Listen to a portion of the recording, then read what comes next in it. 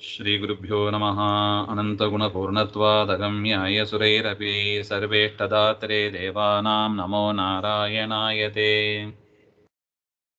ಫಲವಕಾರೋಪನಿಷತ್ತು 2ನೇ ಖಂಡದ 2ನೇ ಮಂತ್ರ.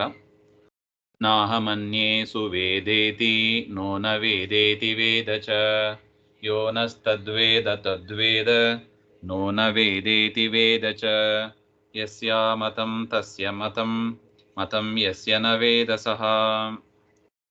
ಅಂದರೆ ಇದು ಬ್ರಹ್ಮದೇವರು ರುದ್ರದೇವರಿಗೆ ಮಾಡತಕ್ಕ ಒಂದು ಉಪದೇಶ ಅಂತ ನಾವು ನೋಡ್ತಾ ಬರ್ತಾ ಇದ್ದೀವಿ. ಪರಮಾತ್ಮನನ್ನ ನಾವು ಮೀಮಾಂಸ್ಯಮೇವ ಅಂತ ಹಿಂದೆ ನೋಡಿದ್ದೀವಿ. ವಿಚಾರ ಮಾಡಲೇಬೇಕು. ಯಾಕೆ? ಪರಮಾತ್ಮ ಅನಂತ ಗುಣಪೂರ್ಣನಾಗಿದ್ದಾನೆ, ನಾವು ಅಲ್ಪಜ್ಞರಾಗಿದ್ದೀವಿ, ಅದರಿಂದ ಪರಮಾತ್ಮನನ್ನ ವಿಚಾರ ಮಾಡಬೇಕು ಅಂತ. ಹಾಗೆ ಅಂತ ಬ್ರಹ್ಮದೇವರು ಹೇಳಿದರೆ ಅದ್ರ ಮೇಲೆ ಒಂದು ಪ್ರಶ್ನೆ ರಾಯರು ಬರಿದ್ದಾರೆ ನೋಡಿ ಅವತಾರಿಕೆಯಲ್ಲಿ.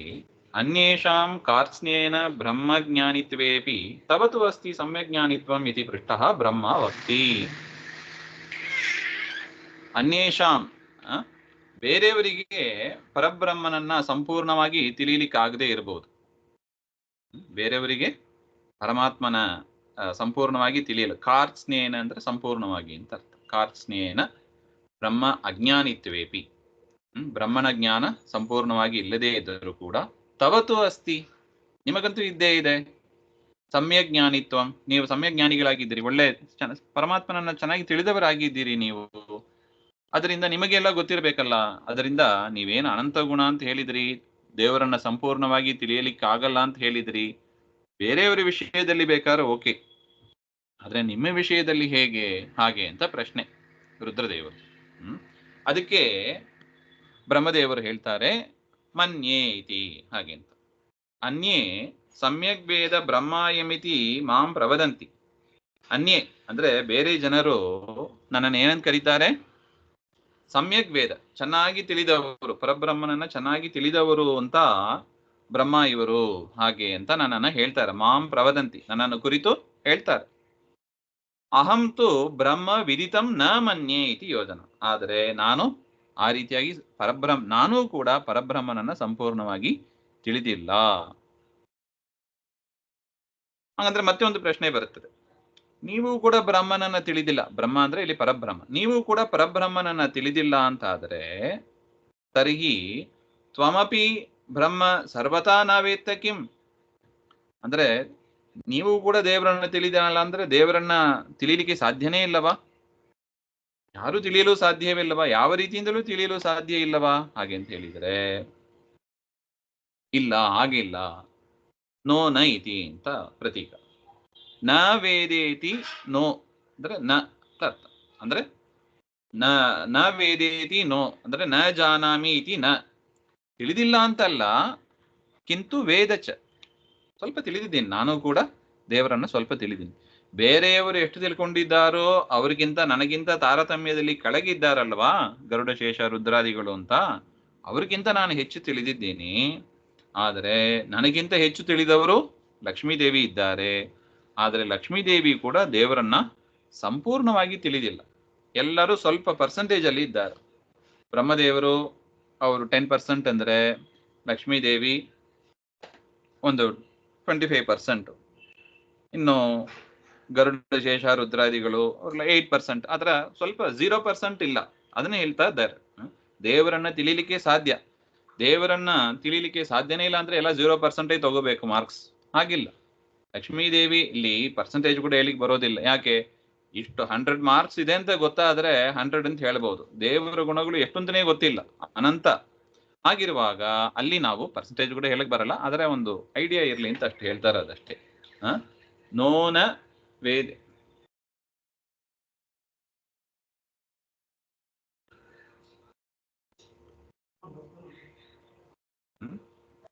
ಸ್ವಲ್ಪ ತಿಳಿದಿದ್ದೀನಿ ಅಂತ ಅರ್ಥ. ಸಂಪೂರ್ಣ ತಿಳಿದಿಲ್ಲ ಅಂತ ಅಲ್ಲ, ಅಂದ್ರೆ ಏನು ತಿಳಿದಿಲ್ಲ ಅಂತ ಅಲ್ಲ, ಸಂಪೂರ್ಣವಾಗಿ ತಿಳಿದಿಲ್ಲ ಅಂತ. ನೋನ ಜಾನಾಮಿ ಇತಿ ಕಿಂತು ವೇದಚ, ಸ್ವಲ್ಪ ತಿಳಿದಿದ್ದೀನಿ ಯಥಾಯೋಗ್ಯವಾಗಿ ಅಂತ. ಇಷ್ಟು ಹೇಳಿ ಬ್ರಹ್ಮಣಃ ಸಾಕಲ್ಯೇನ ಅಜ್ಞೇಯತ್ವಂ ಉಪಪಾದ್ಯ ಉಪಸಂಹರತಿ. ಆ ಬ್ರಹ್ಮನನ್ನ ಸಂಪೂರ್ಣವಾಗಿ ತಿಳಿಯಲು ಸಾಧ್ಯ ಇಲ್ಲ. ದೇವರನ್ನ ಸಂಪೂರ್ಣವಾಗಿ ತಿಳಿಯಕ್ಕಾಗಲ್ಲ. ಯಥಾಮತಿ ಯಥಾಶಕ್ತಿ ಅಂತ ಹೇಳ್ತಾರೆ ನೋಡಿ, ಅಷ್ಟು ನಾವು ತಿಳಿಯಲಿಕ್ಕೆ ಸಾಧ್ಯ ಅಂತ ಹೇಳ್ತಾ ಇದ್ದಾರೆ. ನಾ ಅಸ್ಮಾಕಂ ಮಧ್ಯೆ ಬ್ರಹ್ಮಾಹಂ ವೇದ ಇತಿ ವದತಿ ಸಹ ತನ್ನೋ ವೇದ.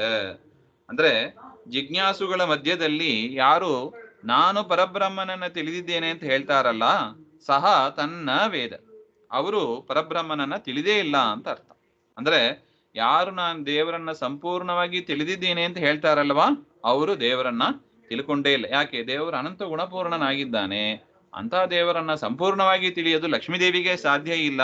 ಲಕ್ಷ್ಮಿ ಹೇಳ್ತಾರೆ ನೋಡಿ ಸುಮಧ್ವ ವಿಜಯದಲ್ಲಿ, ಲಕ್ಷ್ಮೀದೇವಿ ಪರಮಾತ್ಮನ ಉಗುರಿನಲ್ಲಿ, ದೇವರ ಉಗುರಿನ ತುದಿ ಭಾಗದಲ್ಲಿ ಇರುವ ಗುಣಗಳನ್ನ ಲೆಕ್ಕ ಮಾಡ್ತಾ ಇದ್ದಾರೆ. ಒಂದು ರೂಪದಿಂದ ಇನ್ನು ಲೆಕ್ಕ ಮಾಡ್ತಾ ಇದ್ದಾರೆ, ಅದರ ಕೊನೆ ಕಂಡಿಲ್ಲ. ಪರಮಾತ್ಮನ ಉಗುರಿನ ಪಾದ ಸೇವೆ ಮಾಡ್ತಾ ಉಗುರಿನ ತುದಿಯಲ್ಲಿ ಇರುವ ಗುಣಗಳನ್ನ ಲೆಕ್ಕ ಮಾಡ್ತಾ ಇದ್ದಾರೆ. ಅದಕ್ಕೆ ಇನ್ನು ಕೌಂಟ್ ಸಿಕ್ಕಿಲ್ಲ ಅವರಿಗೆ. ಬ್ರಹ್ಮಾದಿ ದೇವತೆಗಳು ಆಸ್ ಅ ಟೀಮ್, ಎಲ್ಲಾ ಬ್ರಹ್ಮದೇವರು ಎಲ್ಲಾ ದೇವತೆಗಳು ಸೇರಿ ಕೌಂಟ್ ಮಾಡಿದ್ರು ಕೂಡ ದೇವರ ಗುಣ ಸಿಕ್ಕಿಲ್ಲ ಅಂತ ಆದಿತ್ಯ ಪುರಾಣದಲ್ಲಿ ಒಂದು ಮಾತಿದೆ. ವೆಂಕಟೇಶ ಸ್ತೋತ್ರ ಮಹಾತ್ಮ್ಯ ಅಂತ ಒಂದು ಆದಿತ್ಯ ಪುರಾಣದಲ್ಲಿ ಒಂದು ಮಾತಿದೆ, ಅದರಲ್ಲಿ ಹೇಳ್ತಾರೆ. ಆ ರೀತಿಯಾಗಿ ಬ್ರಹ್ಮನನ್ನ ತಿಳಿಲಿಕ್ಕೆ ಸಾಧ್ಯ ಇಲ್ಲ ಅಂತಲ್ಲ, ಸಂಪೂರ್ಣವಾಗಿ ತಿಳಿಯಲು ಸಾಧ್ಯ ಇಲ್ಲ. ಆ ರೀತಿಯಾಗಿ ಇರುವಾಗ ಆ ನಮ್ಮ ಗುಂಪಿನಲ್ಲಿ ನಾನು ದೇವರನ್ನ ತಿಳಿದಿದ್ದೇನೆ ಅಂತ ಒಬ್ಬರು ಹೇಳಿದರೆ ಅವರು ಸರಿಯಾಗಿ ದೇವರನ್ನ ತಿಳ್ಕೊಂಡಿಲ್ಲ ಅಂತ ಅರ್ಥ. ಕುತಃ ಪರಿಚ್ಛಿನ್ನ ಜ್ಞಾನಾತ್, ಪರಿಚ್ಛಿನ್ನತ್ವ ಜ್ಞಾನಾತ್, ಸ್ವಲ್ಪನೇ ತಿಳಿದಿದ್ದರಿಂದ ಸಂಪೂರ್ಣವಾಗಿ ಅವನು ತಿಳಿದಿಲ್ಲ. ಅಹಂ ನ ವೇದೇತಿ ಯೋ ವೇದ, ನಾನು ದೇವರನ್ನ ಸಂಪೂರ್ಣವಾಗಿ ತಿಳ್ಕೊಂಡಿಲ್ಲ, ಇನ್ನು ತಿಳ್ಕೋಬೇಕಾದ ವಿಷಯನೇ ಜಾಸ್ತಿ ಇದೆ ಹಾಗೆ ಅಂತ ಯಾರು ತಿಳ್ಕೊಂಡಿದ್ದಾರೋ ಅಸೌ ವೇದಚ, ಅವನು ದೇವರನ್ನ ಸರಿಯಾಗಿ ಅರ್ಥ ಮಾಡಿಕೊಂಡಿದ್ದಾನೆ ಅಂತ ಅರ್ಥ. ಕುತಃ, ಯಾಕೆ? ಬ್ರಹ್ಮಣಃ ಅಪರಿಚ್ಛಿನ್ನತ್ವ ಜ್ಞಾನ, ಪರಬ್ರಹ್ಮನ ಜ್ಞಾನ ಸಂಪೂರ್ಣವಾಗಿ ಇಲ್ಲ. ಆದರೆ ಪರಬ್ರಹ್ಮ ಅವನು ಇತಿಮಿತಿ ಇಲ್ಲ, ಅಷ್ಟು ಜ್ಞಾನ ಅಷ್ಟು ಗುಣಗಳು ಉಳ್ಳವ ಅಂತ ಅವನ ತಿಳಿದಿದ್ದರಿಂದ, ಆ ದೇವರ ಗುಣಗಳು ಅನಂತ ಗುಣಪೂರ್ಣನಾಗಿ ಅಂತ ತಿಳಿದಿದ್ದರಿಂದ ದೇವರನ್ನ ಸರಿಯಾಗಿ ತಿಳ್ಕೊಂಡಿದ್ದಾನೆ ಅಂತ ಅರ್ಥ. ಅದರಿಂದ ಯಾರೋ ಒಬ್ರು ಏನಪ್ಪಾ ಚೆನ್ನಾಗಿ ಓದಿದ್ಯಾ, ದೇವರನ್ನ ತಿಳ್ಕೊಂಡಿದ್ಯಾ, ಓ ಎಲ್ಲ ತಿಳ್ಕೊಂಡಿದ್ದೀನಿ ಹಂಗಂದ್ರೆ ಅವನು ಸರಿಯಾಗಿ ತಿಳ್ಕೊಂಡಿಲ್ಲ.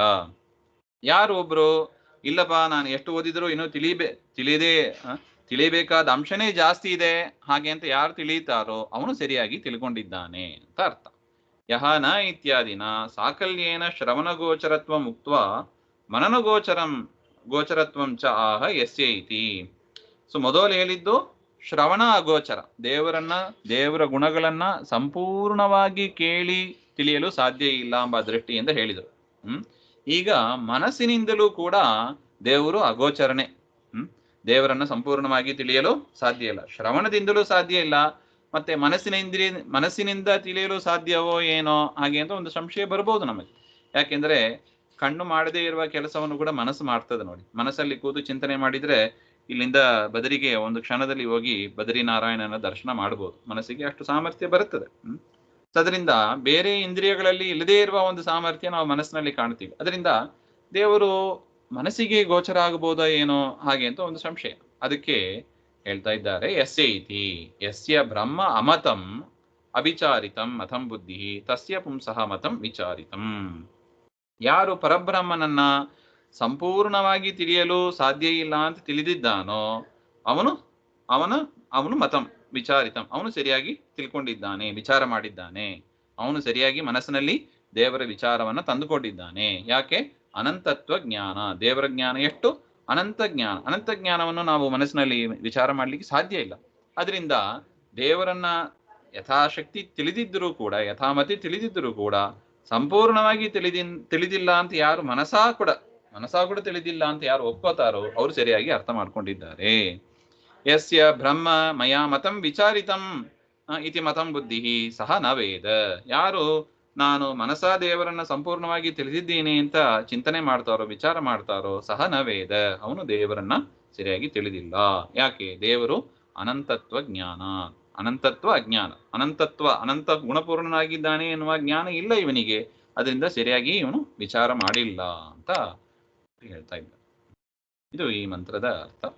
ಮುಂದಿನದ್ದು ಮತ್ತೆ ನೋಡೋಣ. ಶ್ರೀಮಧ್ವಾಂತರ್ಗತ ಶ್ರೀಕೃಷ್ಣಾರ್ಪಣಮಸ್ತು. ಶ್ರೀ ಹರೇ ನಮಃ.